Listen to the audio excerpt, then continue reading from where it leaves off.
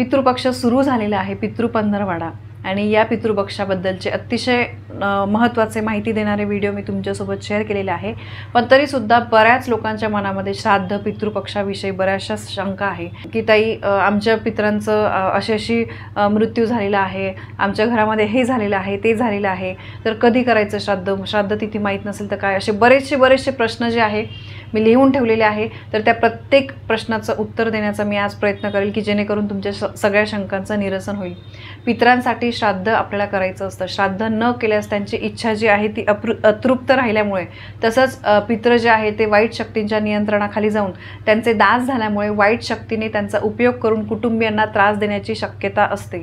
त्यामुळे श्राद्धांमुळे आपल्या पितरांचं रक्षण होतं, ते वाईट शक्ती जी आहे ती त्यांना त्रास देत नाही आणि त्यांना गती मिळते आणि आपले जीवनसुद्धा सुसह्य होते। म्हणून पितृपक्षामध्ये पितरांचं श्राद्ध केलं जातं। पितरांच्या आत्म्याला शांती मिळण्यासाठी आपल्याला या पितृपक्षामध्ये बरेचसे सोपे उपाय, श्राद्ध वगैरे या गोष्टी करायच्या असतात।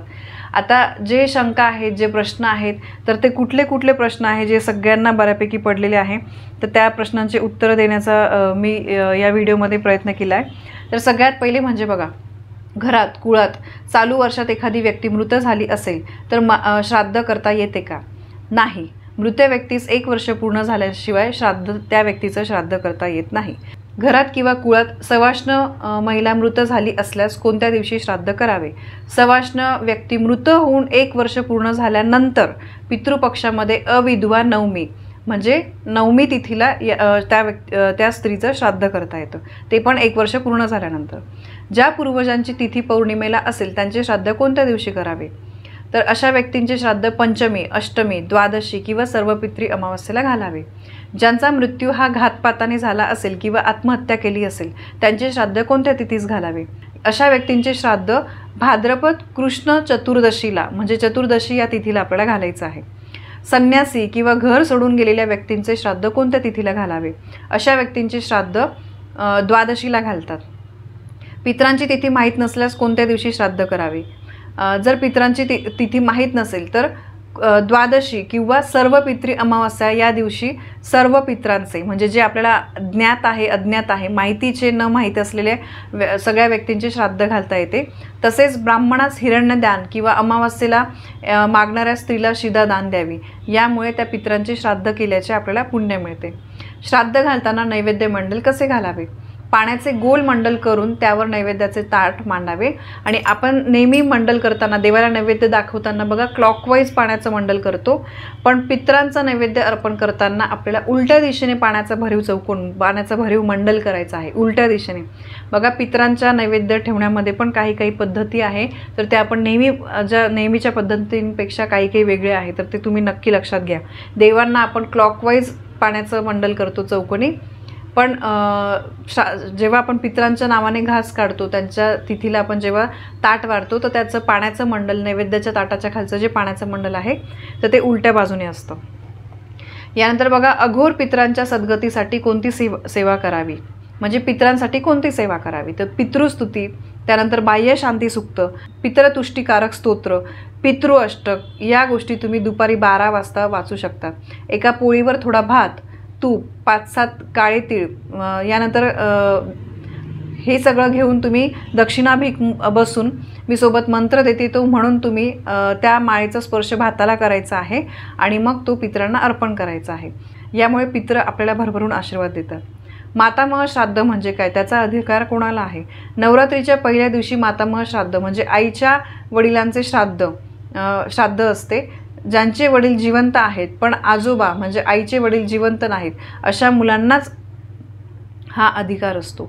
ज्या स्त्रियांच्या माहेरी भाऊ किंवा पुरुष कोणीही नाही त्यांच्यासाठी आजोबा गेल्यावर 1 वर्षाने दौहित्र करण्यास सुरुवात करावी। स्वतःचे वडील गेल्यास दौहित्र करू नये। दौहित्राचा अधिकार नातवास 3ऱ्या वर्षापासून येतो। हे दौहित्र श्राद्ध पूर्ण स्वयंपाक करून करणे गरजेचे असते। नवरात्रीचा पहिला दिवस असला तर देवीचा वेगळा स्वयंपाक करण्याची गरज नाही। पितृपक्षात पारायण करता येते का? हा प्रश्न बऱ्याच लोकांनी विचारला की स्वामी चरित्राचं, गुरुचरित्राचं पारायण आपण करू शकतो का? तर हो, पितृपक्षामध्ये कोणत्याही ग्रंथाचे पारायण करता येते. गुरुचरित्र, नवनाथ, भागवत, श्रीपाद चरित्र. पितृपक्षात केलेले पारायण जे आहे ते पितरांना सुद्धा खूप आनंद देतात. तर त्याच्यामुळे आणि त्याचं भरपूर आपल्याला पुण्य मिळतं, म्हणून तुम्ही करू शकता. दैनंदिन जीवनामध्ये पितरांची सेवा कशी करता येते. सकाळी उठल्यानंतर देवपूजेच्या आधी नित्यसेवा या ग्रंथामध्ये पितरतुष्टीकारक स्तोत्र, बाह्यशांती सूक्त आहे. यानंतर पितृ अष्टक जे आहे ते तुम्ही रोज वाचू शकतात. यासोबतच रोज पंचमहायज्ञ करावा. पंचमहायज्ञाची पण माहिती नित्यसेवेच्या पुस्तकामध्ये आहे. पंचमहायज्ञ म्हणजे फार काही मोठी प्रोसेस अजिबात नाही, 5 मिनटं याला लागतात. दर अमावास्येला हिरण्यदान करायचं असतं. त्यानंतर 1 जानवे, पेढे, 5 रुपये किंवा 10 रुपये दक्षिणा ब्राह्मणांना तुम्हाला दान करायची असते, हिरण्यदान म्हणजे. आणि दर अमावास्येला नारळ घेऊन तुम्ही महामृत्युंजय जप करायचा आहे आणि ते नारळ नंतर जवळपास कुठे पाणी असेल तिथे तुम्हाला सोडून द्यायचं आहे. तर असे काही बरेचसे प्रश्न आहे, तर त्यांची उत्तरं मी तुम्हाला दिलेली आहे. यासोबतच या पितृपक्षामध्ये श्राद्धाचे काही सोप्या पद्धती किंवा काही सोपे उपाय दिलेले आहे. तर सोप्या रीतीने श्राद्ध कसं करता येईल. तर पाण्याने भरलेला कुंभ किंवा कलश तुम्हाला दान करायचा आहे.